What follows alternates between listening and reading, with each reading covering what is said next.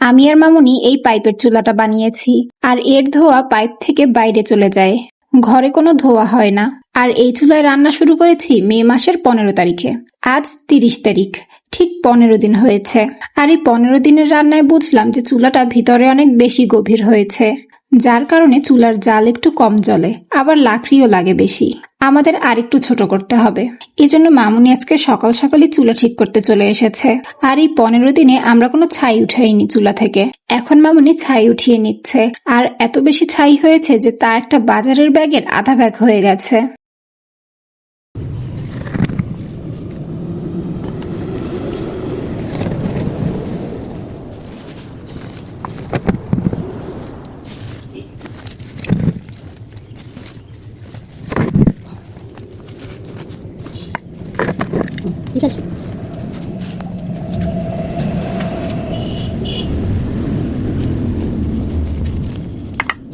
ছাই উঠানোর পর এতে ছোট ছোট ইট আর বালি দিয়ে ভর্তি করে নেবে।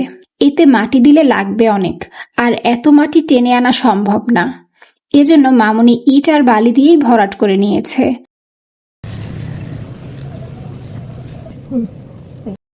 তারপর কাদা দিয়ে ভিতরটা সমান করে নেবে আর চারপাশটাও লিপে নেবে।